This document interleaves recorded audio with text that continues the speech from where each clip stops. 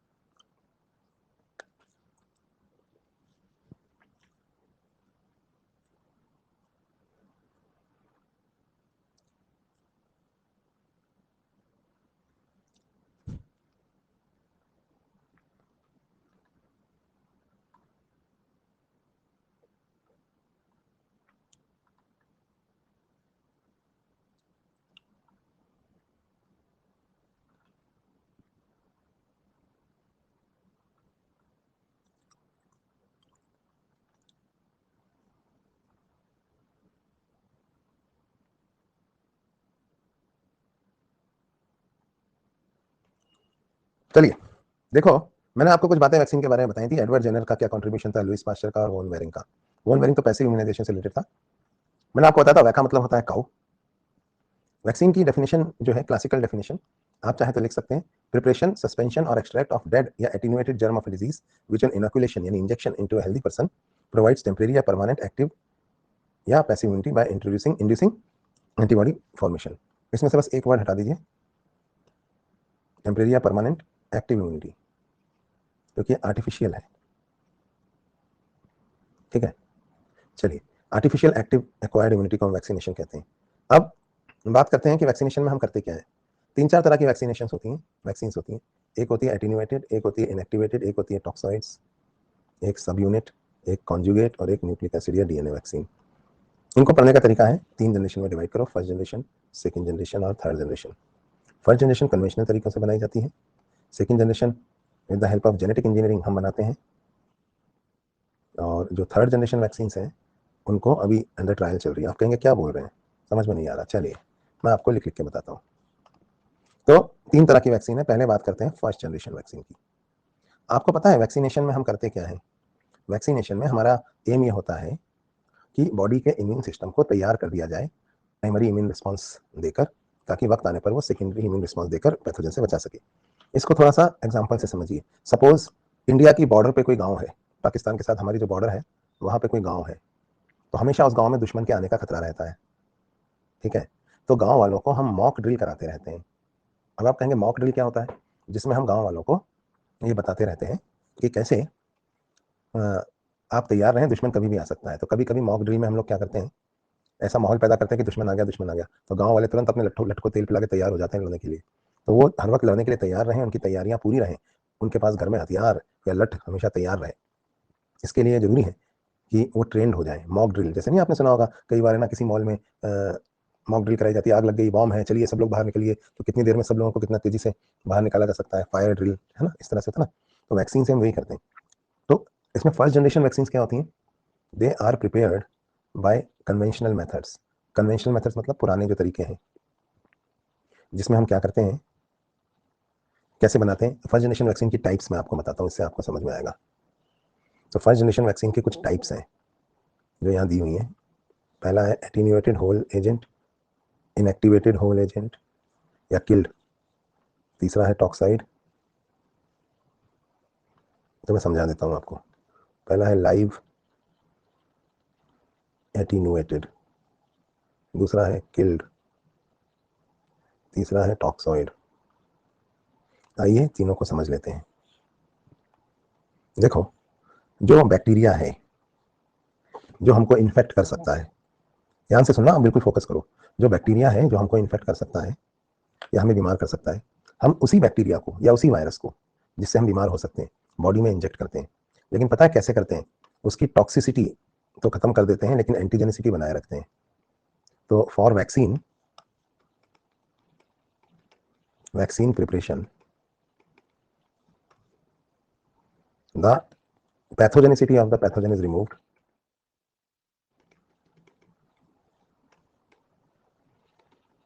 from the pathogen. Pathogenicity is removed but antigenicity is retained। मतलब उसको अधमरा करके अंदर भेजेंगे जहां जाके वो हमें बीमार तो ना कर सके, लेकिन उसकी सरफेस पर जो एंटीजेंस हैं उन्हें हमारा इम्यून सिस्टम देख ले, वो खबरी मैक्रोफेज वगैरह देख लें और उसके बाद वो हमारे इम्यून सिस्टम को एक्टिवेट कर दें कि इसके अगेंस्ट एंटीबॉडी बनाओ। समझ में आई बात? एग्जाम्पल से समझाता हूँ। जैसे बॉर्डर के पास जो गांव था उसमें हम एक पाकिस्तानी सैनिक पकड़ के लाए और उसको पीट पीट के अधमरा कर दिया ताकि वो हमारे गांव वालों को नुकसान ना पहुंचा सके, फिर उसे लाके गांव में फेंक दिया। तो आपने जब उसके हाथ पैर तोड़ दिए तो वो हमारे गांव वालों का कुछ बिगाड़ तो पाएगा नहीं, उसके हथियार छीन लिए या उसका हाथ पैर तोड़ दिए, है ना। अब उसको गांव में लाके फेंक दिया, लेकिन जब उसको गांव में लाके फेंकोगे तो गांव वाले उसको देखेंगे ना, पाकिस्तान की यूनिफॉर्म पहनी हुई है उसने, तो वो कहेंगे कि दुश्मन आ गया, दुश्मन आ गया। तो वो लोग सब है ना एकदम अलर्ट हो जाएंगे और तैयार हो जाएंगे दुश्मन से लड़ने के लिए। ये बात समझ में आई आपको? तो अब वो पैथोजन वहां जाके कुछ तो कर नहीं पाएगा, मतलब वो पाकिस्तानी सैनिक जो हमारा दुश्मन सैनिक देश का सैनिक था वो वहां जाके कुछ कर तो पाएगा नहीं। क्यों? क्योंकि हमने उसे इस काबिल नहीं छोड़ा कि वो जाके हमारे गांव वालों को नुकसान पहुंचाए। लेकिन गांव वालों में जब उसे घुमाएंगे या गांव में से फेंक देंगे तो गांव वाले उसे देख के समझेंगे अरे तो दुश्मन है, तो वो सब अलर्ट हो जाएंगे और प्राइमरी इम्यून रिस्पॉन्स जनरेट हो जाएगा। वो अपने घर में क्या बनाने लगेंगे बताइए? हथियार।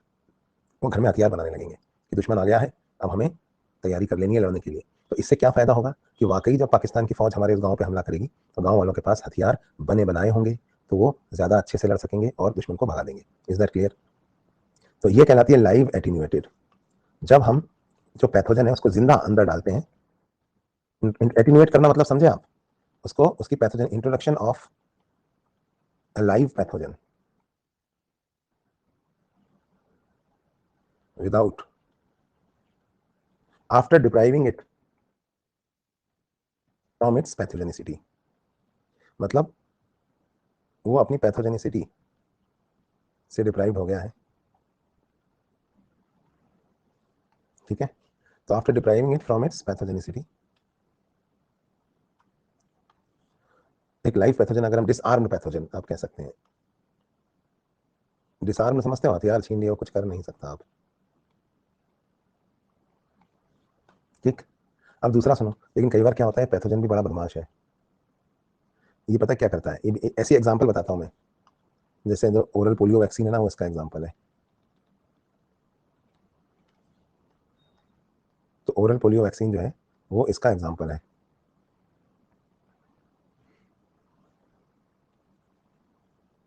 Pneumonia, cholera, whooping cough, typhoid, ये भी इसका एग्जांपल है। कुछ और वैक्सीन है जैसे निमोनिया वैक्सीन, टाइफाइड वैक्सीन, ये इसका एग्जांपल है। तो ये पैथोजन जो है ना, ये अंदर जाता है, अंदर जाके कुछ नहीं करता, लेकिन एक प्रॉब्लम होती है, डिसआर्म मतलब उसका हथियार छीन लिया। भाई अंग्रेजी भी खराब, हिंदी भी खराब है, तो कैसे चलेगा? तो हमने वो अंदर जाके कुछ कर नहीं सकता। तो ये होता है लाइव एटीन्यूएटेड। दूसरा सुनिए, कई बार क्या होता है, लेकिन लाइव वैक्सीन का भी एक प्रॉब्लम है। बताओ क्या प्रॉब्लम? ये है कि वो जो पैथोजन है ना, कई बार वो ऐसा शो करता है कि मैं तो मर गया, अब तो मैं कुछ नहीं कर सकता, तो मैं तो लाचार हो गया। और आपने जैसे ही उसको इंजेक्ट किया अंदर जाके उसने फिर आपको बीमार कर दिया। मतलब आपने इस दुश्मन देश के सैनिक को पीट पीट के अधमरा कर दिया, जिसके बाद आपको लगा अभी जाके कुछ नहीं कर पाएगा, लेकिन जैसे ही वो अंदर गया उसने फिर वहाँ नुकसान पहुंचाना शुरू कर दिया। तो इसलिए कई बार लाइव वैक्सीन बीमार भी कर सकती है आपको, समझे बात को? करती नहीं है लेकिन एक तो कुछ वैक्सीन हम किल्ड वैक्सीन, तो उसको मार के उसकी लाश ही फेंको ना यार गाँव के अंदर। इससे क्या होगा, मरा हुआ फेंकोगे ना तो भी गाँव वाले तो डर जाएंगे, अरे दुश्मन मरा हो चाहे जिंदा हो, यूनिफॉर्म पाकिस्तान की है तो दुश्मन है ना, तो गाँव वाले फिर अपने हथियार बनाना शुरू कर देंगे। तो किल्ड वैक्सीन में हम क्या करते हैं, introduction of a dead pathogen to trigger immune response. तो इम्यून रिस्पॉन्स ट्रिगर करना है ना, इसका एग्जांपल है जैसे इंजेक्टेबल पोलियो वैक्सीन। अभी अंदर जाके आपको बीमार नहीं, मरा हुआ है तो क्या बीमार करेगा? तो इंजेक्टेबल पोलियो वैक्सीन हो गई, ठीक है, ये इसका एग्जांपल है।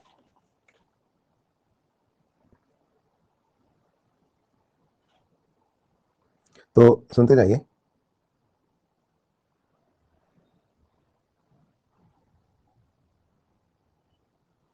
तो इंजेक्टेबल पोलियो वैक्सीन इसका एग्जांपल है।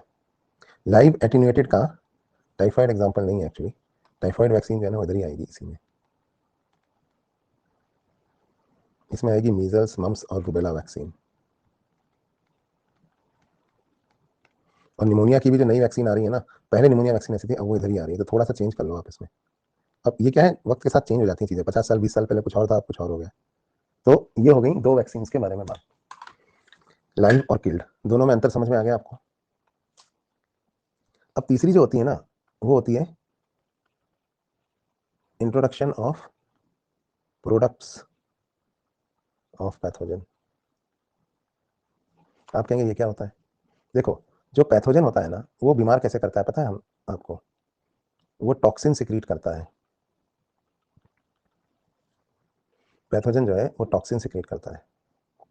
टॉक्सिन जो है ये डैमेजेस द होस्ट सेल, ये होस्ट सेल को डैमेज करता है। टॉक्सिन में एंटीजेनिक प्रॉपर्टी भी होती है। तो अगर हम टॉक्सिन की टॉक्सिसिटी खत्म कर दें, remove the toxicity of toxin, समझे बात को? तो टॉक्सिन है, अगर हम उसकी टॉक्सिसिटी को रिमूव कर दें, if we remove the toxicity of toxin, जो बच जाएगा वो कहलाएगा टॉक्सॉइड। क्या आपको ये बात समझ में आ रही है? टॉक्सिन की में से टॉक्सिसिटी हटा दो तो जो बच जाएगा वो क्या कहलाएगा? टॉक्सॉइड। मतलब आपने जहर का जहरीलापन ही खत्म कर दिया। अब इससे क्या होगा पता है? टॉक्सिसिटी तो खत्म हो गई है बट एंटीजेनिसिटी रिटेन्ड हो गई है। टॉक्सॉइड में भी एंटीजेनिसिटी होती है। आप कहेंगे कैसे? तो उससे कैसे मतलब इम्यून रिस्पॉन्स जनरेट होगा? टॉक्सॉइड में भी एंटीजन है उस पैथोजन की, तो वो बॉडी के इम्यून सिस्टम को एक्टिवेट कर देगी। हाँ बिल्कुल सही। तो तीसरे एग्जाम्पल में हमने क्या किया? हमने पाकिस्तानी सैनिक की लाश नहीं फेंकी, यहाँ तो जिंदा फेंका था पीट पाट के, यहाँ पे लाश फेंकी थी, यहाँ पे हमने ना उसकी जो गन थी वो फेंक दी। हमने गांव में सिर्फ उसकी गन फेंक दी, वो भी बुलेट्स निकाल के, बिना गोलियों के। अब गन पे क्या लिखा हुआ है? गन पे लिखा हुआ है पाकिस्तान आर्मी, गन पे भी लेबल्ड है पाकिस्तान आर्मी। तो गांव वाले डर गए, अरे पाकिस्तानी आर्मी वाले की गन, हालांकि इसमें गोलियां नहीं है। इसका मतलब हमारे देश में, हमारे गांव में पाकिस्तानी घुस गए हैं, अब हमें जल्दी जल्दी से जल्दी हथियार बनाने चाहिए ताकि हम इनसे लड़ सकें। तो ये होता है टॉक्साइड। समझ में आई बात कि पैथोजन को क्यों फेंक रहे हो? सिर्फ उसका टॉक्सिन ही इंजेक्ट कर दो, टॉक्सिसिटी खत्म करके, उसमें भी एंटीजन होती है। एग्जाम्पल देता हूँ, टिटनस टॉक्साइड। अब क्लोस्ट्रीडियम टेटनाई जो होता है ना, आपने नाम सुना होगा, ये एक टॉक्सिन रिलीज करता है जिसका नाम होता है टिटेनोस्पाज्मिन। वो टिटेनोस्पाज्मिन हमारे मसल कॉन्ट्रेक्शन रिलैक्स करने से रोकता है, मसल्स को, सुना होगा आपने। तो अपन जो क्लोस्ट्रीडियम टिटनाई का जो पॉइजन है, यानी कि टिटेनोस्पाज्मिन नाम का टॉक्सिन जो क्लोस्ट्रीडियम टिटनाई बैक्टीरिया रिलीज करता है, उस टॉक्सिन को हमने लिया, उसकी टॉक्सिसिटी हटा दी। अब वो सिर्फ इसमें सिर्फ पैथोजेनिसिटी रह गई है, एंटीजेनिसिटी रह गई है, पैथोजेनिसिटी नहीं है उसमें। टॉक्सिन आप कुछ बिगाड़ नहीं सकता हमारा, लेकिन उसमें एंटीजन है टिटनेस की, तो इसे कहते हैं टिटनेस टॉक्साइड। तो इससे भी बॉडी का इम्यून रिस्पॉन्स एक्टिवेट हो जाता है और एंटीबॉडीज बनाने लगता है। ठीक है, तो टिटनेस टॉक्साइड, इससे भी एंटीबॉडी बनने लगेगी। तो टॉक्साइड समझ में आया आपको? टॉक्सिन की टॉक्सिसिटी खत्म कर दो, तो मतलब पूरा सैनिक भी डालने की जरूरत नहीं है। आप पूरा सैनिक क्यों डाल रहे हो? आपने क्या किया? सिर्फ उसकी गन फेंक दी, उसमें मेड इन पाकिस्तान या पाकिस्तान आर्मी लिखा था, गांव वाले डर गए और हथियार बना लिए उन्होंने। इसका फायदा ये होगा कि वाकई जब पाकिस्तानी फौज का हमला होगा तो ये हथियार लेके तैयार है, तब सेकेंडरी इम्यून रिस्पॉन्स जनरेट होगा। अभी तो प्राइमरी हो रहा है। क्या आपको ये समझ में आया? फर्स्ट जनरेशन वैक्सीन 3 तरह की होती है और इन सबको परंपरागत तरीकों से बनाया जाता है। सेल लाइन, सेल कल्चर करके बैक्टीरिया बनाए जाते हैं, फिर उनकी टॉक्सिसिटी खत्म करी जाती है। ये तो थी फर्स्ट जनरेशन वैक्सीन। अब आ जाओ भाइयों सेकेंड जनरेशन वैक्सीन पे।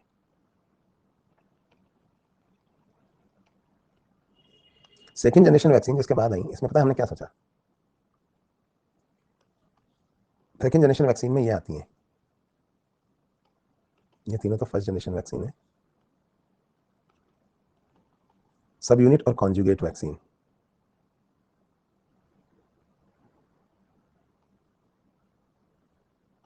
ये इनको भी देख लेते हैं।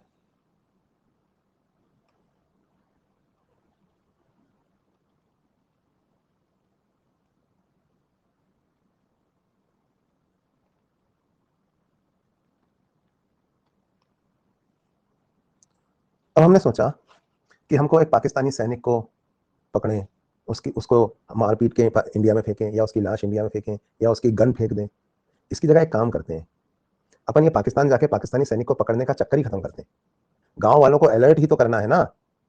एक काम करते हैं अपन, है ना, पाकिस्तानी सैनिक जो यूनिफॉर्म पहनते हैं वैसी की वैसी यूनिफॉर्म, ध्यान से सुनिए, यूनिफॉर्म, सैनिक नहीं, सैनिक की यूनिफॉर्म, वो अपने दर्जी से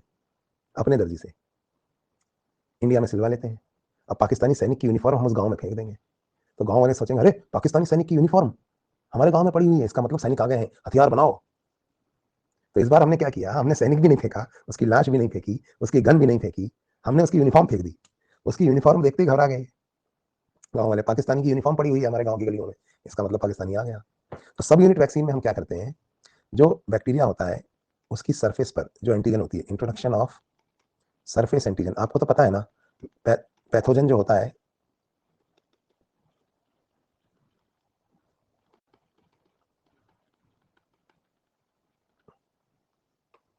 सेकेंड जनरेशन वैक्सीन में कैसे बनाते हैं surface antigen? It is produced by recombinant DNA technology. तो सेकेंड जनरेशन वैक्सीन में हम रिकॉम्बिनेंट डीएनए टेक्नोलॉजी का प्रयोग करते हैं। और रिकॉम्बिनेंट डीएनए टेक्नोलॉजी क्या होती है वो सुन लीजिए। इसमें क्या करते हैं हम, जैसे इसका एग्जांपल बताता हूं मैं आपको। Hepatitis B vaccine. Hepatitis B का जो वायरस है ना, उस वायरस की जो सरफेस है, उस वायरस की जो आउटर कोट है, उस पे जो पॉलीसेकेराइड्स या प्रोटीन्स की कोट है, खाली उस कोट को, यानी आउटर सरफेस मतलब आउटर कोट मतलब क्या होता है किसी वायरस के आउटर कोट मतलब यूनिफॉर्म पैथोजन की, उसकी कोट हम तोड़ देंगे। आउटर सरफेस जो है उसका थोड़ा सा, उस पर बहुत सारे एंटीजन है, उसको हम तोड़ देंगे और उसको इंजेक्ट कर देंगे, हाँ, कैप्सिड के ऊपर। तो उसकी, लेकिन अब ना वायरस कहाँ पकड़ते फिरेंगे अपन, कहाँ उसकी जो है वो बनाते फिरेंगे। तो यहाँ पे हम क्या करते हैं, उस प्रोटीन कोड को कैसे बनाते हैं पता है? उस प्रोटीन कोड को बनाने वाले जीन को, यानी उस एपिटॉप को, सही कह रहे हो आप, उस प्रोटीन कोड बनाने वाले जीन को या उस पर एंटीजन बनाने वाले जीन को, जो हेपेटाइटिस बी वायरस का जीन है, उसको हम ईस्ट में डाल देते हैं। और जब ईस्ट में वो जीन एक्सप्रेस होता है तो वो कैसी ईस्ट कहलाती है? Transgenic east.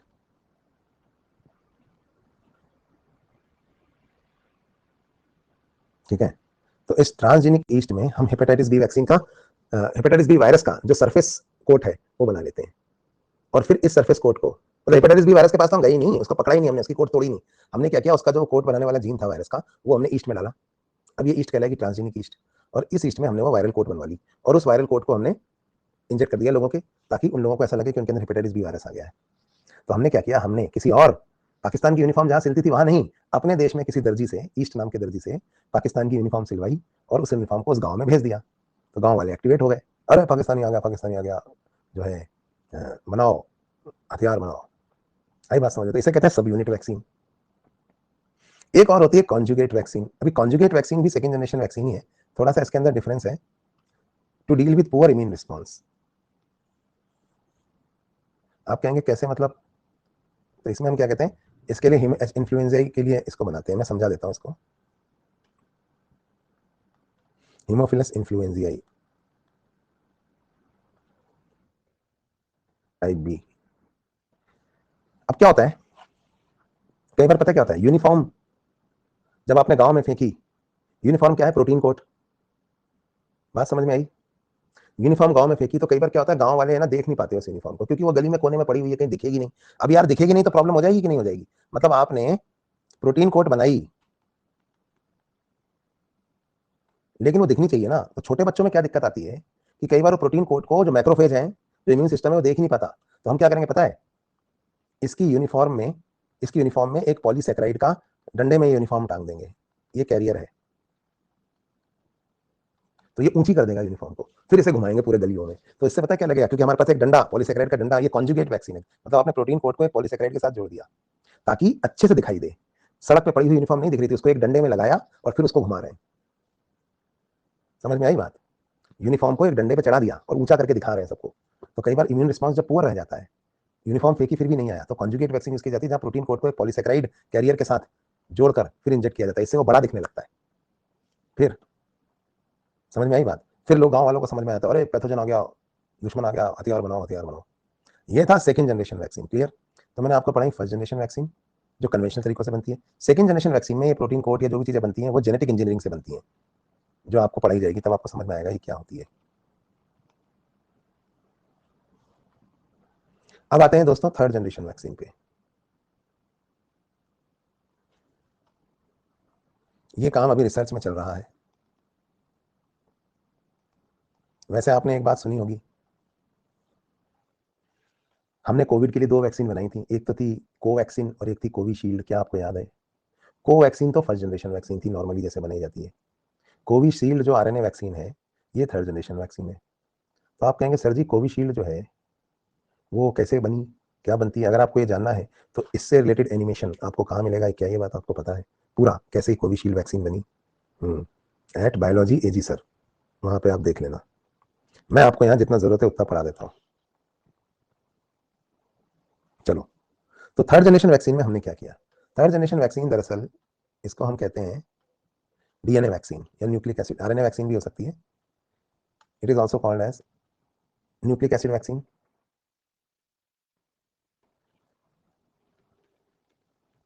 या डीएनए वैक्सीन। आप कहेंगे इसमें क्या करते हैं सर, एनालॉजी से बताओ ना। अभी अपन ने ना ये दर्जी से यूनिफॉर्म सिलवाना, या तो फर्स्ट जनरेशन में हमने क्या किया था, जरा देखो आप, रिवाइज करते हैं। फर्स्ट जनरेशन में हमने हाथ पैर तोड़ के सैनिक को, पाकिस्तानी सैनिक को इंडिया में गिराया। सेकंड जनरेशन में उसकी लाश गिराई। थर्ड जनरेशन में हमने उसका गन जो है बुलेट निकालने के बाद गिराई। मतलब सॉरी, फर्स्ट जनरेशन में 3 तरह के होते हैं।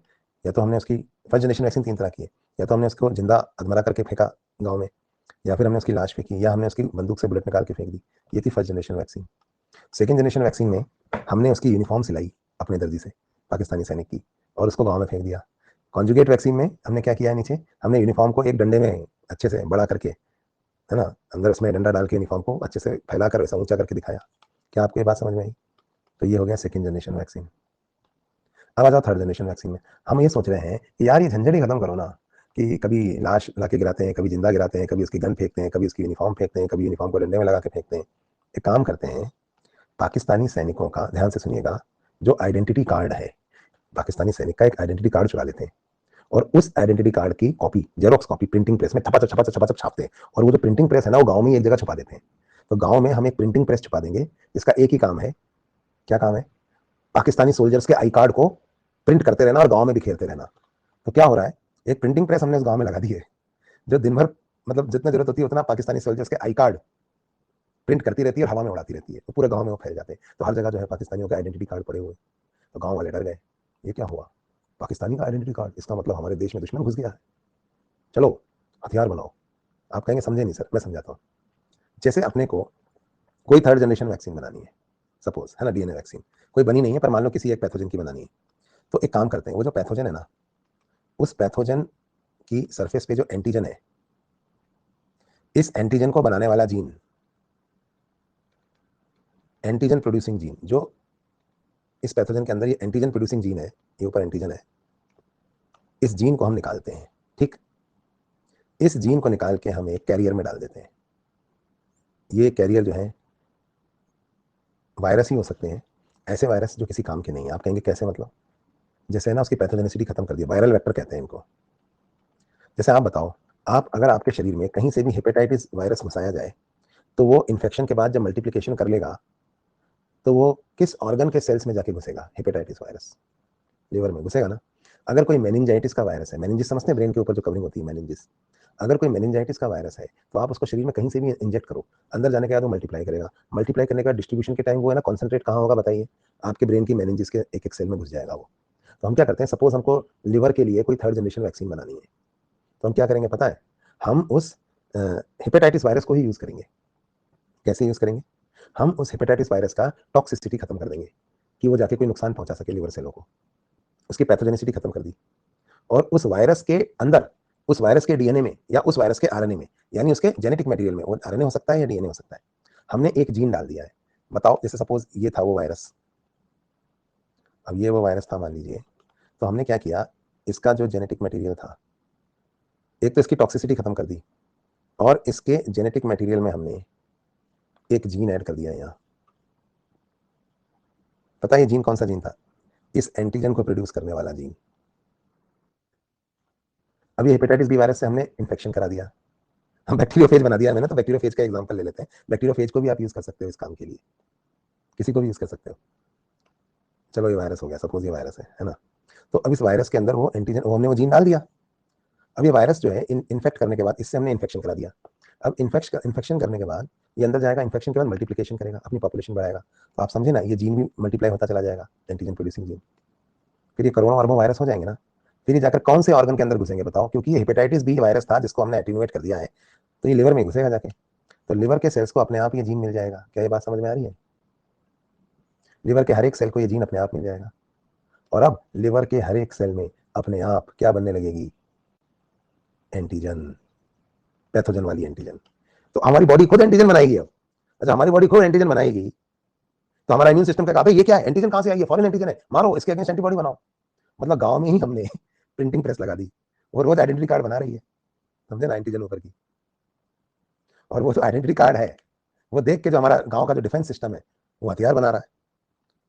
तो बाहर से कुछ करने का झंझट ही नहीं, हमारे अंदर ही एंटीजन बन रही है। क्या आपको थर्ड जनरेशन वैक्सीन का कॉन्सेप्ट समझ में आया? तो अब देखिए, फर्स्ट जनरेशन वैक्सीन में जिंदा हाथ मरा करके, लाश या हथियार बिना गोली के फेंका गया। सेकंड जनरेशन वैक्सीन में हमने जेनेटिक इंजीनियरिंग से या तो यूनिफॉर्म सिलवाई या यूनिफॉर्म सिलवा के उसको बड़े से डंडे में लगाकर घुमाया।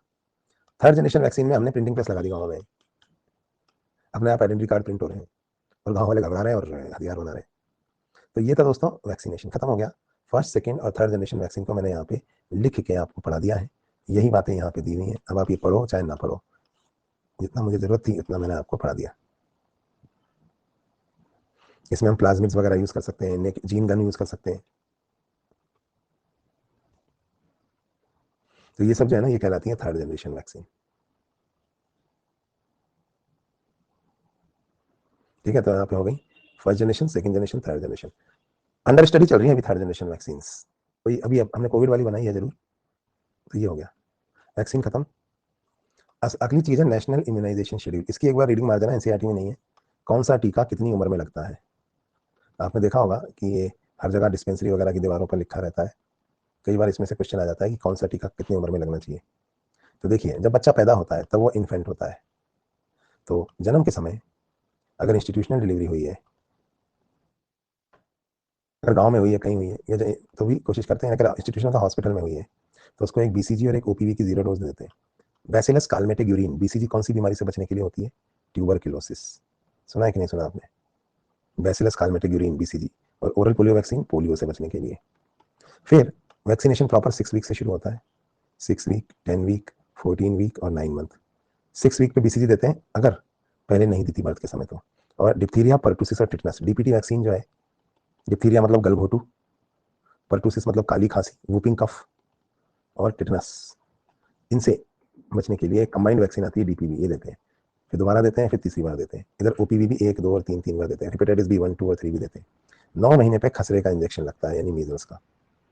16 से 24 महीने पे डीपीटी ओपीवी एक बार, और 5 से 6 साल पे डिप्थीरिया, और 10 से 16 साल पे टिटनस टॉक्साइड। और जो फीमेल प्रेग्नेंट होती है उसको भी टिटनस का इंजेक्शन लगाया जाता है, एक अर्ली प्रेगनेंसी के समय और एक टीटी लगने के 1 महीने, टीटी 1 लगने के 1 महीने बाद। तो ये थोड़ा सा पढ़ जाना, बीसीजी कौन सी बीमारी के लिए है, ओपीवी कौन सी बीमारी के लिए है, डीपीटी कौन सी बीमारी के लिए है ना, मीजल्स का टीका कितने महीने पे लगता है। तो ये थोड़ा सा आपको पढ़ना है।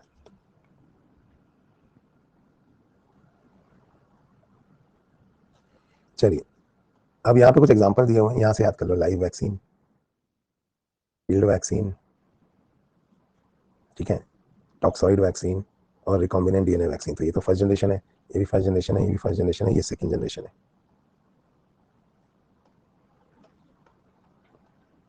ठीक है, यहाँ से लिख लेना, नहीं तो आप यहाँ जो लिखा है इसमें जोड़ दो।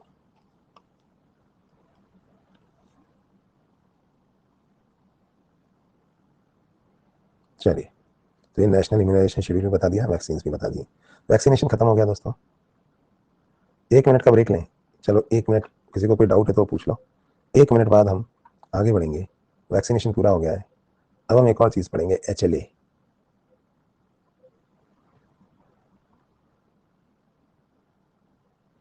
ह्यूमन ल्यूकोसाइटिक एंटीजन या HLA क्या होता है वो देख लेते हैं।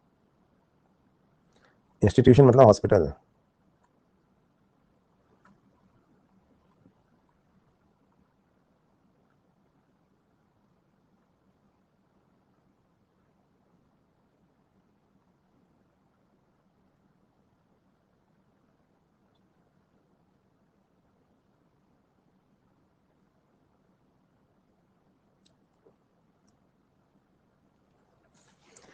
चलो भाई, अब आगे पढ़ते हैं।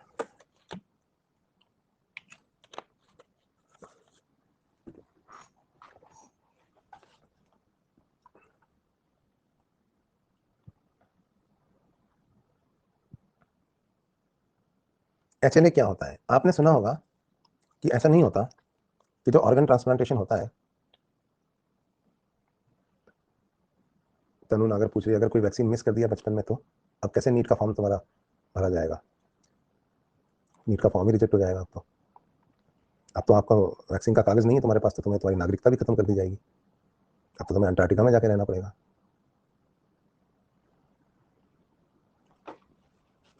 अब नहीं लिए तो नहीं लिए। चलो, कोई ऐसे नागरिकता खत्म कर देगा क्या, ये नीट नहीं अब नहीं ली, बच गए, नहीं हुआ इन्फेक्शन, अब मस्त रहो। चलो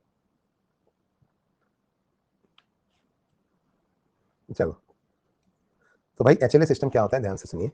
आपको पता है ना कि जब ऑर्गन ट्रांसप्लांटेशन करते हैं तो अक्सर ऑर्गन्स रिजेक्ट हो जाते हैं, कभी कभी। कभी कभी ऐसा होता है ना कि किसी का कोई ऑर्गन लगाया तो बाद में वो रिजेक्ट हो गया, क्योंकि बॉडी का जो इम्यून सिस्टम है, खासतौर पे सेल मीडिएटेड इम्यूनिटी, वो उसको पहचान लेती है। वो पहचान लेती है कि ये तो भाई फॉरेन एंटीजन है, तो उसके अगेंस्ट एंटीबॉडी बनाने लगती है, या उस पर अटैक कर देते हैं सेल्स, उस सेल पे, सेल मीडिएटेड इम्यूनिटी वाले उसे मार देते हैं।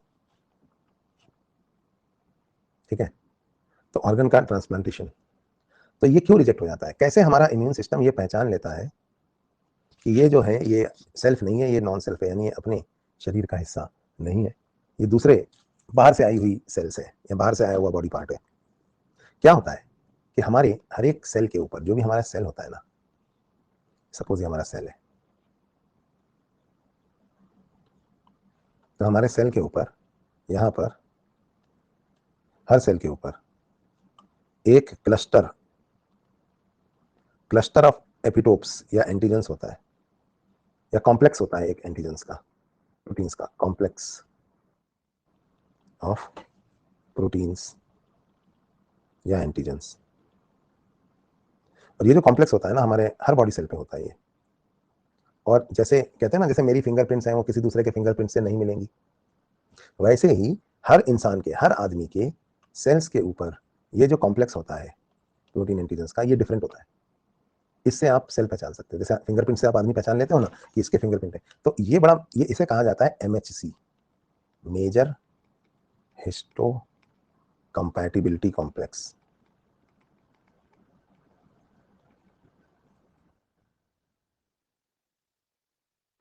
तो ये मेजर हिस्टो कंपैटिबिलिटी कॉम्प्लेक्स जो है, जिसको हम कहते हैं MHC, ये हर सेल के ऊपर डिफरेंट होता है। पहली बार पता है हमने कहाँ ढूंढा था?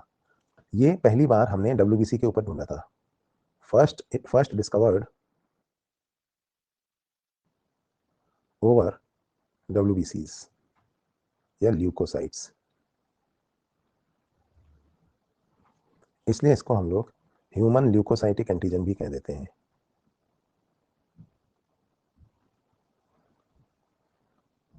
तो MHC को ही हम एक नाम से और बुलाते हैं, और ये नाम है HLA।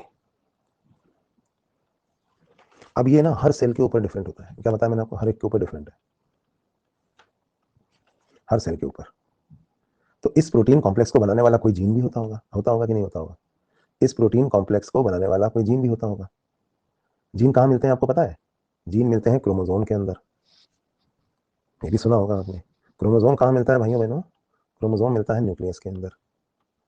तो हर सेल के न्यूक्लियस में जो खूब सारे क्रोमोजोम होते हैं, उनमें से जो 6th पेयर ऑफ क्रोमोजोम है, 23 पेयर्स है ना, इसमें से जो 6th पेयर है क्रोमोजोम का, ये वाला, इस पर ये जीन होता है। कौन सा जीन? HLA बनाने वाला जीन। तो MHC प्रोड्यूसिंग जीन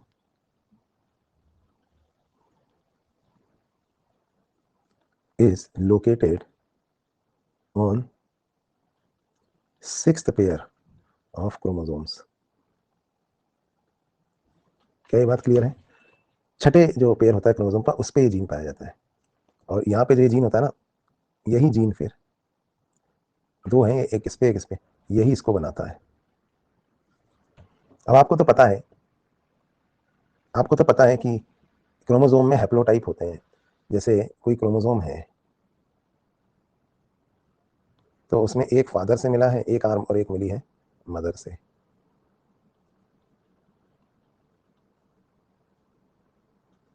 देखो,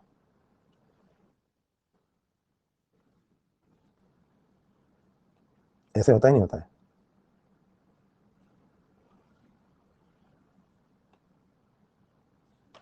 तो एक फादर से है और एक मदर से है। तो प्रोजेनी के अंदर जो क्रोमोसोम है वो ऐसे हैं। यहां तक बात समझ में आई आपको? एक, दोनों से, ठीक है। तो इसको एक हैप्लोटाइप बोलते हैं अपन। ये एक हैप्लोटाइप है, ये दूसरा हैप्लोटाइप है। ठीक है। तो अभी क्या होता है कि HLA का मैचिंग बड़ा जरूरी है। ये जो 6th क्रोमोसोम पे होता है, ल्यूकोसाइट में पहली बार खोजा गया था, इसलिए इसको ह्यूमन ल्यूकोसाइटिक एंटीजन कहते हैं। तो पढ़िए क्या लिखा है, HLA was first discovered on leukocytes. Most of the transplantation genes are located on a portion of chromosome 6. These are called as HLA complex या MHC complex. इसी से पहचान होती है। जो हमारा इम्यून सिस्टम है ना, the array of HLA alleles and homolog is known as haplotype. काम की बात क्या है, each individual inherits one haplotype from each parent. ये बात समझ में आई। अब जो हमारा इम्यून सिस्टम है ना, वो इसको ही पहचानता है बस। जैसे हमारा इम्यून सिस्टम आया, उसने बॉडी सेल को देखा, तुम अपने हो या पराये हो, मतलब सेल्फ हो या नॉन सेल्फ हो, कैसे देखेगा पता है, इसका ये चेक करेगा, ये HLA कॉम्प्लेक्स अगर ये उसको मिलता जुलता दिख गया हमारे वाले से, अपने वाले बाकी सेलों से, तो वो उसको एक्सेप्ट कर लेगा, और अगर ये नहीं मिलता जुलता दिखा तो इसे वो रिजेक्ट कर देगा। क्या आपको ये बात समझ में आई? तो कोशिश क्या करते हैं भाई, देखो अगर आपको बाहर से कोई चीज लानी है तो जितनी ज्यादा सिमिलर होगी, उसके रिजेक्ट होने की प्रोबेबिलिटी उतनी कम हो जाएगी। क्या आप ये बात समझ रहे हैं? आपको अगर बाहर से कोई ऑर्गन अपनी बॉडी में लगाना है, तो उस ऑर्गन के सेल्स तुम्हारे बॉडी सेल्स से जितने ज्यादा मिलते जुलते होंगे, सिमिलर होंगे, किस चीज में सिमिलर होंगे, इसमें HLA में, जो उसके सेल की सरफेस पे होता है, तो उतना ही ज्यादा चांस होगा कि वो ऑर्गन जो है वो एक्सेप्ट हो जाए आपकी बॉडी में और रिजेक्ट ना हो। आ रही बात समझ में? तो इसलिए ना, इसकी जो मैचिंग होती है ना, इसे पता है क्या कहते हैं, टिश्यू टाइपिंग। टिश्यू टाइपिंग क्या होता है, process of HLA matching before transplantation. ये बहुत जरूरी है। जैसे कहते हैं ना, कुंडली मिलनी चाहिए, वैसे ही HLA मिलना चाहिए, तो ही जोड़ा बनेगा। Process of HLA matching between cells of donor and recipient. क्या आपको टिश्यू टाइपिंग मतलब समझ में आया? किसी का भी ऑर्गन आप ले लें, किसी से भी ऐसे नहीं होगा, आपको टिश्यू टाइपिंग करवानी पड़ेगी कि भाई इसका ऑर्गन हमारे ऑर्गन से मैच करता है क्या, नहीं तो वो रिजेक्ट हो जाएगा। क्लियर? तो अब आते हैं सीक्वेंस में। देखो यही बातें यहां लिखी हुई हैं। सीक्वेंस में आते हैं, आइडियल डोनर कौन हो सकता है। जैसे आप किडनी खराब होगी किसी की, तो आपको किडनी लेनी है, तो मुझे बताओ, पहले तो ये बताओ, तुम अपने पेरेंट्स के ज्यादा क्लोज हो या अपने सिबलिंग के, ब्रदर सिस्टर के? आपको क्या लगता है, आप अपने फादर से ज्यादा मिलते हो या अपने ब्रदर से? मान लीजिए आपका कोई ब्रदर है या आपकी कोई सिस्टर है, तो आप अपनी सिस्टर के ज्यादा सिमिलर हो या अपनी मम्मी के, ब्रदर या सिस्टर के? बताएं क्यों? क्योंकि वो सिबलिंग है। क्यों ज्यादा सिमिलर हो पता है? क्योंकि उसमें भी ऐसा है और आप में भी ऐसा है। ऐसा फादर तो ऐसे हैं, मदर ऐसी है, पर दोनों बच्चे ऐसे हैं। तो याद रखो, आप हमेशा अपने सिबलिंग्स के ज्यादा करीब हो as compare to your parents. अच्छा, सिबलिंग्स में भी अगर आपका कोई जुड़वा भाई है तो उससे, या बहन है, तो उससे और ज्यादा मिलेगा। मिलेगा कि नहीं? तो सबसे पहले ट्विंस। ट्विंस अगर नहीं है तो सिबलिंग्स। सिबलिंग नहीं है तो पेरेंट। पेरेंट नहीं है तो मान लो पिताजी या मदर भी नहीं अवेलेबल है, तो ताऊ जी, चाचा जी, फूफा जी तो नहीं मिलेगा। फूफा जी दूसरे घर के हैं, समझ ही नहीं रहे हो यार बात को। पापा से नहीं मिल रहा है तो बुआ जी से मिल सकता है, फूफा जी से क्यों मिलेगा? हर चीज में फूफा बोल जाते हो बीच के अंदर। अरे हर जगह फूफा से काम नहीं चल सकता ना। पड़ोसी, बताओ पड़ोसी से कैसे मिलेगा भाई? हद्दी कर दी। ट्विन सिबलिंग पेरेंट्स से नहीं मिला और पड़ोसी से, ज्यादा डीप मत जाओ, जो पढ़ा रहा हूँ उस पर ध्यान दो। तो ट्विन सिबलिंग पेरेंट, और अगर ये भी नहीं मिला तो रिलेटिव, ब्लड रिलेटिव्स है ना, फूफा जी नहीं।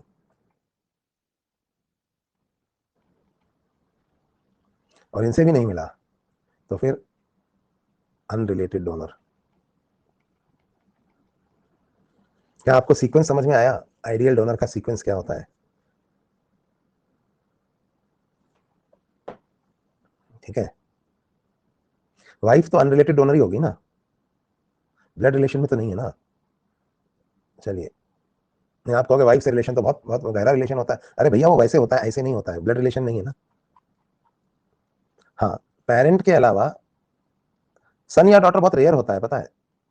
कोई भी माँ बाप बेचारे मर जाते हैं, लेकिन बच्चे का ऑर्गन कभी नहीं लेंगे। मतलब इतना सेल्फ रेस्पेक्ट कह लो या इतना ज्यादा प्यार होता है बच्चों से, इतना सेल्फिश कोई पेरेंट्स नहीं होते जनरली। बच्चा तो देना भी चाहे तो बहुत रेयरली सन या डॉटर होता है। मैंने कहा जनरली सेल्फिश नहीं होते हैं, बाकी होने में तो कोई कुछ भी हो सकता है। चलिए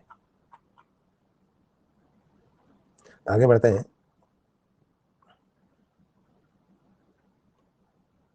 तो ये हो गया एचएलए सिस्टम, बात समझ में आई। टिश्यू टाइपिंग समझ में आया, बस इतना सा याद रख लो, टिश्यू टाइपिंग में नीचे वाला याद रखने की जरूरत नहीं है। The procedure to carry out matches of HLA proteins of donor and recipient. तो ऑर्गन ट्रांसप्लांटेशन में वैसे ब्लड ग्रुपिंग भी कराते हैं, स्टेरॉइड थेरेपी भी देते हैं ताकि रिजेक्ट ना हो जाए ऑर्गन, और टिश्यू टाइपिंग भी करते हैं। इसकी जरूरत नहीं है आपको। एमएचसी भी 2 तरह के होते हैं, ये सब नहीं आएगा नीट में। तो अब जो ये ट्रांसप्लांटेशन होते हैं इनको भी देख लो कैसे अलग अलग किस्म के नाम है इनके। अच्छा, इम्यून रिस्पांस फिर भी एक्टिवेट हो जाता है तो उसे दबाने के लिए ये रहा नीट का question. Cyclosporin A drug use करी जाती है, ऑब्टेन्ड फ्रॉम, कोई मुझे बता सकता है किससे ऑब्टेन्ड होती है ये? फंगस, ट्राइकोडर्मा,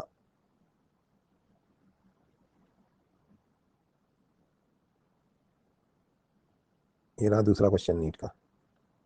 जो इन दोनों में से एक ना आए तो फिर बात करेंगे। तो साइक्लोस्पोरिन है, ये इम्यूनोसप्रेसिव ड्रग है।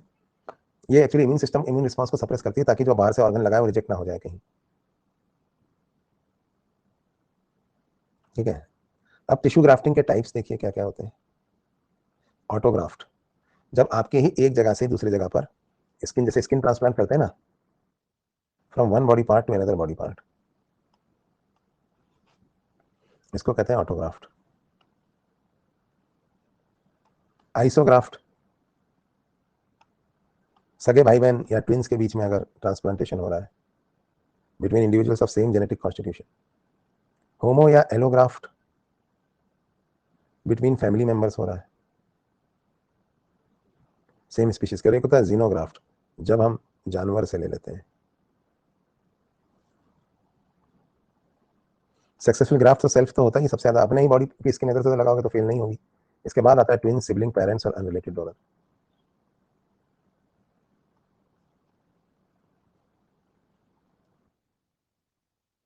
ठीक है, तो ये हो गया ग्राफ्टिंग का सीक्वेंस। और क्यों रिजेक्शन हो जाता है ये मैंने आपको बताया। Tissue matching blood group is essential because, लेकिन इम्यूनोसप्रेसिव ड्रग भी लेनी पड़ती है, और ये cell mediated immune response is responsible for graft rejection. ये बातें मैं आपको पहले भी बता चुका हूँ, तो ये आपको पता होना चाहिए। सेल्फ और नॉन सेल्फ में डिफरेंशिएट कर लेती है ना बॉडी। चलिए, तो हमने ना एचएलए भी पढ़ दिया। अगली चीज जो अब हम पढ़ेंगे वो है immune system disorders. Immune system से रिलेटेड डिसऑर्डर्स के बारे में पढ़ेंगे हम। ये डिसऑर्डर्स 3 तरह की होती हैं।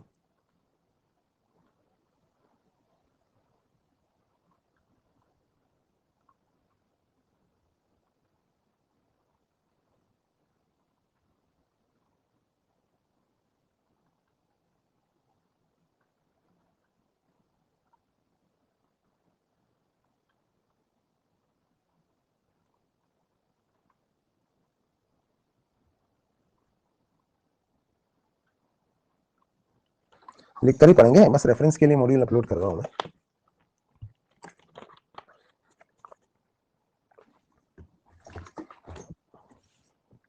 चलिए, 3 तरह की होती हैं देखिए। तो अगर हम देखें इम्यून सिस्टम डिसऑर्डर्स को,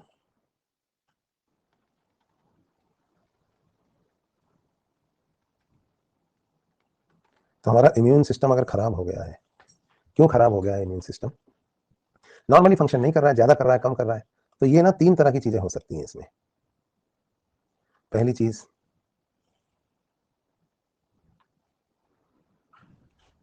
हाइपर सेंसिटिविटी, कुछ ज्यादा ही सेंसिटिव हो गया है, इम्यून सिस्टम डिसऑर्डर। दूसरी चीज, ऑटो इम्यूनिटी। और तीसरी चीज, इम्यून डेफिशिएंसी।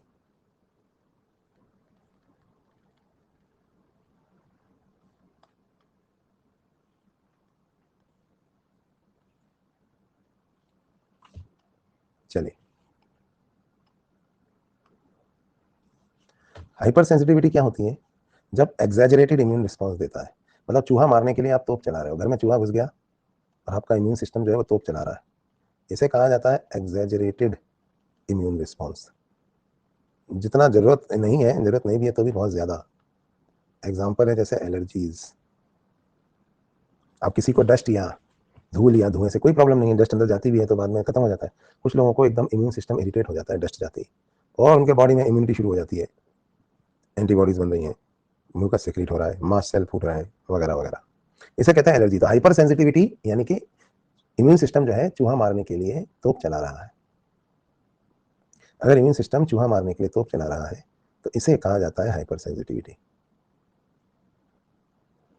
दूसरा है ऑटो इम्यूनिटी। ऑटो इम्यूनिटी में क्या होता है कि इम्यून सिस्टम पागल हो गया है, अपने और पराये का भेद ही भूल गया है। Immune system starts attacking its own sales.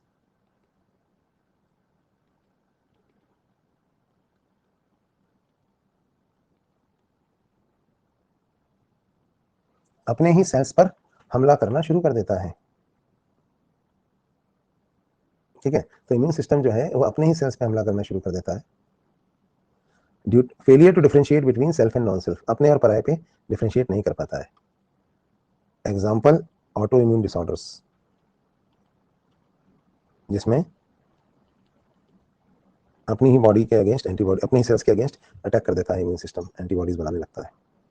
तीसरा होता है इम्यून डेफिशिएंसी, मतलब वीक या नो इम्यून रिस्पॉन्स, इम्यूनिटी खत्म हो गई है,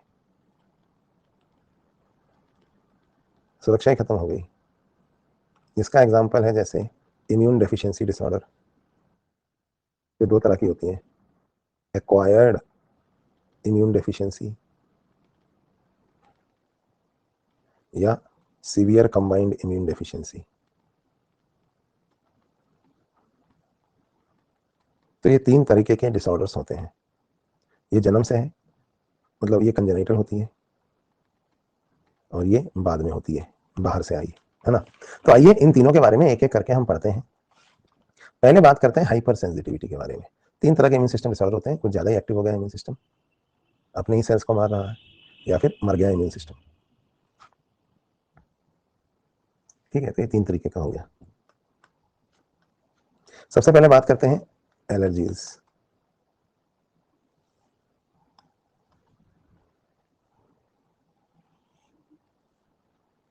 तो अगर हम बात करें एलर्जीज की,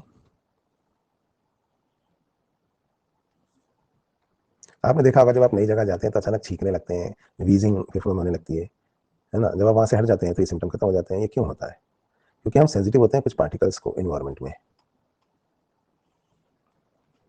ये पार्टिकल्स क्या हो सकते हैं? पोलन माइट्स वगैरह, जो अलग अलग जगहों पर अलग अलग हो सकते हैं।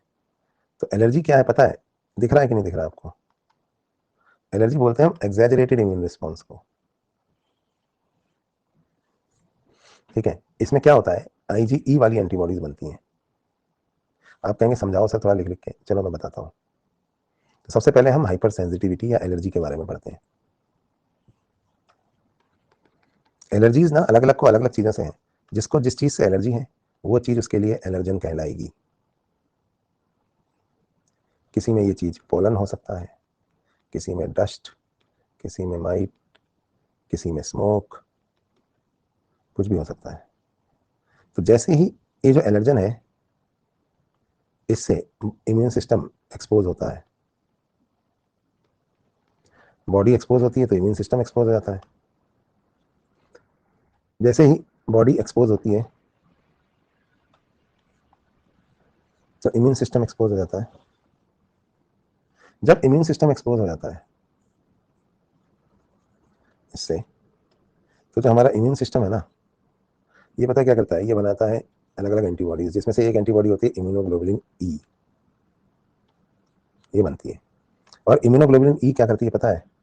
जैसे सपोज ये हमारा मास्ट सेल है, तो इम्यून सिस्टम एक्सपोजर एलर्जी से होने पे इम्यूनोग्लोबुलिन ई बनाता है, और इम्यूनोग्लोबुलिन ई जो है ना, वो रप्चर कर देती है मास्ट सेल को।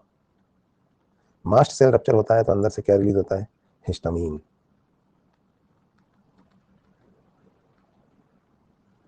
और एक बार हिस्टामीन रिलीज हुआ तो ये अलग अलग काम कराता है, जैसे इंक्रीज म्यूकस सिक्रीशन,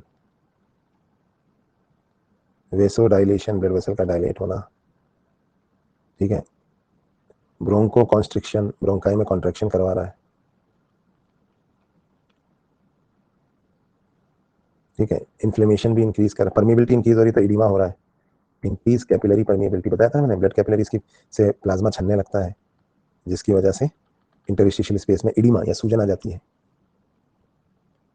तो ये अलग अलग काम हिस्टामिन करवा रहा है। तो ये जो हिस्टामिन है ना, ये है खतरनाक, ये नहीं रिलीज होना चाहिए। तो ये एलर्जीज है। एंटी एलर्जिक ड्रग क्या करती है पता है? एंटी एलर्जिक मेडिसिन क्या करती है? मास्ट सेल को स्टेबलाइज करती है। तो इन्हें कहते हैं मास्ट सेल स्टेबलाइजर, फूटने से रोकती है, जैसे एलेग्रा, एविल, लिवोसिट्रिजीन, सिट्रिजीन, सुना है नाम आपने? ये सब मास्ट सेल को फूटने से रोकती हैं। चलिए, तो ये है एलर्जीज। ब्रोंकाई कॉन्ट्रैक्ट करने लगते हैं। मोंटेल्यूकास्ट इंटरल्यूकिन्स को काम करने से रोकती है ताकि इन्फ्लेमेशन ना हो। मास्ट सेल को फूटने से भी रोकती हैं, पर वो थोड़ा अलग तरह से काम करती है। स्टेरॉइड्स भी एलर्जीज को रोकते हैं, क्योंकि स्टेरॉइड्स जो है वो क्या करते हैं? दे आर इम्यूनोसप्रेसर्स, वो इम्यून सिस्टम को सप्रेस करते हैं। इसकी वजह से भी ये जो एग्जैजरेटेड रिस्पॉन्स हो रहा है, ये नहीं होगा। तो ये एग्जैजरेटेड रिस्पॉन्स ही एलर्जी कहलाता है। ये बात समझ में आई आपको? तो एंटी हिस्टामिन, एड्रेनलिन भी देते हैं, स्टेरॉइड्स भी देते हैं। ये हो गया एलर्जीज। एलर्जीज खत्म हो गई। अब आ जाओ दूसरे वाले एग्जांपल्स ऑफ एलर्जीज। पहला एग्जांपल जो एलर्जी का है, ये ब्रोंकाइल अस्थमा। अस्थमा शायद मैंने आपको रेस्पिरेटरी में पढ़ाया हो, मैं फिर बता रहा हूँ। इसमें क्या होता है, डस्ट, धुआं या पोलन ग्रेन जब आपके लंग्स में जाता है, तो उसकी वजह से आपके लंग्स के जो मास्ट सेल है वो फूट जाते हैं, हिस्टामिन रिलीज होता है, जिसकी वजह से ब्रोंकाइल ट्री जो होता है ना, उस ब्रोंकाइल ट्री की वॉल में जो स्मूथ मसल का लेयर है वो कॉन्ट्रैक्ट कर जाता है। तो हमारे लंग्स में अगर ब्रोंकाई कॉन्ट्रैक्ट कर जाएंगे तो एयर फ्लो का रेजिस्टेंस बढ़ जाएगा, हवा का, और एक्सपायरेशन तो पैसिव होता है, तो एक्सपायरेशन के लिए भी दम लगाना पड़ेगा, क्योंकि ब्रोंकाई कॉन्ट्रैक्ट कर जाएंगे तो एयर ढंग से फ्लो नहीं कर पाएगी, तो दम लगा के सांस लेना पड़ेगा। दम लगा के सांस लेना यानी कि दमा। तो इसमें व्हीजिंग साउंड भी आता है, ये मैंने रेस्पिरेटरी सिस्टम में पढ़ाया था आपको। ये सब क्यों होता है पता है? एक्सपोजर टू एलर्जन से, किसी को पोलन ग्रेन से, किसी को धूल से, किसी को धुएं से, किसी भी चीज से आपको ऐसा अस्थमा हो सकता है। ठीक है, और उस समय फिर आपको क्या क्या करना चाहिए अस्थमा से बचने के लिए? एक्सपोजर अवॉइड कीजिए, ब्रोंको डायलेटर इनहेलर दीजिए, अस्थालिन वगैरह, स्टेरॉइड इनहेलर दीजिए जो इम्यून सिस्टम को सप्रेस करें। तो ये सब दिए जाते हैं अस्थमा में।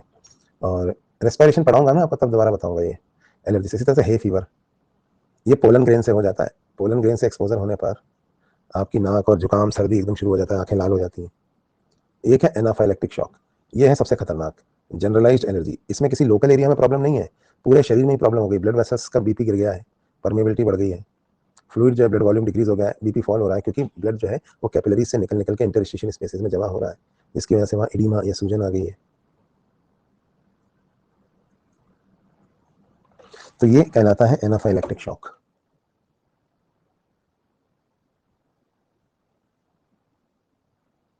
ठीक है, तो ये कुछ एग्जांपल्स हो गए एलर्जीज के। साइनसाइटिस भी एलर्जी की वजह से हो सकती है, वैसे भी होती है, एलर्जी में भी होती है। तो ये तो मैंने आपको यहाँ पर एलर्जीज बताई, यानी इम्यून सिस्टम डिसऑर्डर्स में से पहला हाइपर सेंसिटिविटी, ये पूरा हो गया है। अब दूसरा पढ़ेंगे ऑटो इम्यूनिटी। ऑटो इम्यूनिटी में क्या होता है? बॉडी का अपना इम्यून सिस्टम अपने ही सेल्स के विरुद्ध एंटीबॉडी बनाने लगता है। Such disorders are called as the auto immune disorders. Lymphadenopathy allergy से नहीं होती है, जो पढ़ा रहे हैं वहां ध्यान दो। जब इम्यून सिस्टम फेल हो जाता है, does not discriminate between self and non self, और antibodies are formed against the self antigen. ठीक है, जब ये सेल्फ और नॉन सेल्फ में डिफ्रेंशिएट करना भूल जाता है, तो इसको बोलते हैं ऑटो इम्यून डिसऑर्डर। तो ऑटो इम्यून डिसऑर्डर्स क्यों होते हैं? इसके दो रीजन है। आपको तो पता होगा कि हायर एनिमल्स में होते हैं ऑटो इम्यून डिसऑर्डर, क्योंकि हायर एनिमल्स में एक मेमोरी बेस्ड इम्यूनिटी होती है, जिसकी वजह से हम डिफ्रेंशिएट कर लेते हैं फॉरेन ऑर्गेनिजम्स में और अपने सेल्स में कि ये हमारी शरीर का हिस्सा है या नहीं है। अब क्या होता है, कई बार बॉडी, इसके दो कोरोलरीज हैं या दो रीजंस हैं। पहला, हायर वर्टिब्रेट्स सेल्फ और नॉन सेल्फ में डिफ्रेंशिएट कर लेते हैं और वहां पे चोट खा जाते हैं। कोई चीज सेल्फ है और उसको नॉन सेल्फ मान लेते हैं। बताओ, अगर किसी के पास किसी का आइडेंटिटी कार्ड खराब हो गया है, उसमें ढंग से उसका फोटो नहीं दिख रहा है, तो उसको रिजेक्ट कर देंगे। वो कहेगा नहीं साहब मेरा आइडेंटिटी कार्ड है, लेकिन उसको रिजेक्ट कर दिया, नहीं नहीं तुम्हारा नहीं है। तो ये जो सेल्फ नॉन सेल्फ में डिफ्रेंशिएट करने की प्रोबेबिलिटी है, कभी कभी नुकसानदेह भी हो जाती है। आप आई कार्ड से सेलेक्ट रिजेक्ट कर रहे हो, किसी का आई कार्ड खराब हो गया तो आप उसको घुसने नहीं दोगे। दूसरा क्या होता है, कई बार कुछ अननोन रीजन की वजह से बॉडी मिसअंडरस्टैंड कर लेती है और अपने सेल्स पे हमला कर देती है। मैं बताता हूँ कैसे कर देती है। चिकनगुनिया सुना है आपने? इसमें क्या होता है, चिकनगुनिया का वायरस आता है, आपकी बॉडी पे हमला करता है, आपको बुखार आता है, इचिंग होती है, रैशेज होते हैं, फिर वो वायरस मर जाता है। लेकिन हमारे इम्यून सिस्टम में ऐसा खौफ होता है कि वो अपने ही सेल्स को, अपने ही कुछ जगहों के सेल्स को चिकनगुनिया वायरस समझकर उन पर हमला कर देता है ना। जैसे कि हाइलिन कार्टिलेज पे, जॉइंट्स के साइनोवियल मेम्ब्रेन पे। तो इसकी वजह से हमें आर्थराइटिस हो जाती है चिकनगुनिया के बाद, जोड़ों में दर्द शुरू हो जाता है क्योंकि वहाँ एंटीबॉडी से अटैक हो रहा है। रूमेटॉइड आर्थराइटिस ऐसी ही एक इम्यून सिस्टम डिसऑर्डर है जिसमें इम्यूनोग्लोबुलिन एम एंटीबॉडी बनने लगती है, हमारे अपने सेल्स के अगेंस्ट इम्यूनोग्लोबुलिन एम एंटीबॉडी बनने लगती है ना। तो ये रूमेटॉइड आर्थराइटिस मैंने आपको बताया था। तो ये ऑटो इम्यून डिसऑर्डर है। कुछ कॉमन ऑटो इम्यून डिसऑर्डर जो आपको याद रखना है वो बता देता हूँ। पहला है मायस्थीनिया ग्रेविस, जिसमें एंटीबॉडी किसके अगेंस्ट बनती है, न्यूरोमस्कुलर जंक्शन, जहाँ पे नर्व मसल से जुड़ती है ना, वहाँ पे एसिटाइल कोलिन के जो रिसेप्टर्स होते हैं, जो आपको पढ़ाऊंगा मैं बाद में कि किस तरह से नर्व और मसल के बीच में जो सिनेप्स होती है, वहाँ पे न्यूरोट्रांसमीटर रिलीज होता है, तो दूसरी तरफ जाके बाइंड करता है, तो जिधर वो बाइंड करता है जाके वो रिसेप्टर डिस्ट्रॉय हो जाते हैं, तो नर्व से मसल में कैसे पहुंचेगा फिर, और इसे कहते हैं मायस्थीनिया ग्रेविस। इसी तरह से आपको पता होगा कि विटामिन B12 के एब्जॉर्प्शन के लिए इंट्रिंसिक फैक्टर की जरूरत पड़ती है, सुना है क्या आपने? और अगर उस इंट्रिंसिक फैक्टर के अगेंस्ट एंटीबॉडी बनने लग जाए तो इसकी वजह से B12 का एब्जॉर्प्शन नहीं होगा, और अगर B12 का एब्जॉर्प्शन नहीं होगा तो हमको, अगर B12 का एब्जॉर्प्शन नहीं हुआ तो एनीमिया हो जाएगा हमें। अब एनीमिया में पढ़ाऊंगा मैं आपको कि B12 का एब्जॉर्प्शन नहीं होने से एनीमिया कैसे हो जाता है। इसी तरह एक और ऑटोइम्यून डिसऑर्डर है हॉशिमोटोज डिजीज, जिसमें बॉडी के जो थायराइड ग्लैंड होता है उसके सेल्स के अगेंस्ट एंटीबॉडी बनने लगती है, तो हाइपोथायरॉयडिज्म हो जाएगा, इससे थायराइड डैमेज हो जाएगा, तो थायरोक्सिन सीक्रेट नहीं होगा। इसी तरह से एक ऑटोइम्यून डिसऑर्डर रूमेटॉइड आर्थराइटिस, जिसमें साइनोवियल मेम्ब्रेन के अगेंस्ट इम्यूनोग्लोबुलिन एम टाइप की एंटीबॉडी बनने लगती है। ये मैंने आपको स्केलेटन में पढ़ाया था, वहाँ दोबारा भी पढ़ाऊंगा मैं आपको। तो इससे जोड़ जो है वो खराब होने लगते हैं। इस तरह से एक होती है इंसुलिन डिपेंडेंट डायबिटीज मेलाइटस, इसमें एंटीबॉडी किसके अगेंस्ट बन रही है, आइलैंड पेनक्रियास के, आइलैंड ऑफ लैंगरहैंस के बीटा सेल्स के अगेंस्ट। तो आइलैंड ऑफ लैंगरहैंस के बीटा सेल्स जो है उनके अगेंस्ट एंटीबॉडी बन रही है। और आखिरी है मल्टीपल स्क्लेरोसिस, इसमें जो आपके न्यूरॉन्स होते हैं नर्व सेल के, उनकी जो माइलिन शीथ है उसके अगेंस्ट एंटीबॉडी बनने लगती है। इसकी वजह से नर्व सेल डिस्ट्रॉय हो जाते हैं, माइलिन शीथ डिस्ट्रॉय हो जाती है, तो नर्व कंडक्शन में प्रॉब्लम आ जाती है। तो कुछ इंपॉर्टेंट ऑटोइम्यून डिसऑर्डर सुन लीजिए, इनमें से एक कई बार नीट में आ जाता है। पहला था, इसमें न्यूरोमस्कुलर जंक्शन के अगेंस्ट एंटीबॉडी बनती है।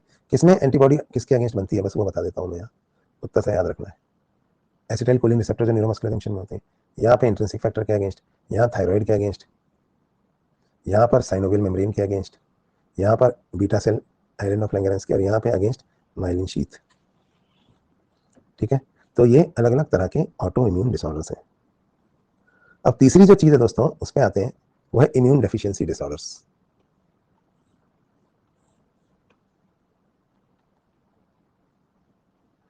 शिलादित्य पूछ रहा है सर ये सब डिटेल में पढ़ना होगा क्या? जितना मैंने पढ़ाया है शिलादित्य उतना पढ़ना होगा। अगर उतना आप नहीं पढ़ोगे तो कोई बात नहीं, ज़्यादा कुछ नहीं होगा, आपको प्राइवेट मेडिकल कॉलेज फिर भी मिल सकते हैं, गवर्नमेंट वाला नहीं मिलेगा, क्योंकि आपको 600 प्लस मार्क्स लाने हैं ना, वो नहीं आएंगे। बस इतना ही होगा, ज़्यादा कुछ नहीं होगा। कोई ऐसा तो है नहीं कि आपको कोई कोर्ट में सजा हो जाएगी, जेल हो जाएगी, या क़यामत के दिन जब तुम्हारे गुनाहों का हिसाब होगा तो पूछा जाएगा तुमने ये डिटेल में क्यों नहीं पढ़ा, तो अब तुम जन्नत में नहीं, तुम दोज़ख में जाओगे, नरक में। ऐसा थोड़ी है, मत पढ़ो। ठीक है, चलिए आगे बढ़ते हैं।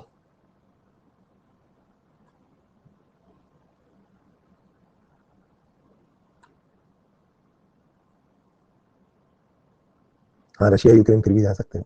तो इम्यून डेफिशिएंसी डिसऑर्डर्स हम पढ़ेंगे, लेकिन 10 मिनट ही बचे हैं, तो मैं सोच रहा था कि इम्यून डेफिशिएंसी डिसऑर्डर मैं आपको अगली क्लास में भी पढ़ा सकता हूँ।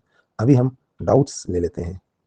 हमने यहाँ पे दो चीज़ें तो पढ़ दी हैं, हाइपर सेंसिटिविटी और ऑटो इम्यूनिटी। अब हम पढ़ेंगे इम्यून डेफिशिएंसी, ये हम नेक्स्ट क्लास में पढ़ देंगे। तो मैं यहाँ पर डाउट्स मैंने खोल दिए हैं और मैंने रेजर हैंड भी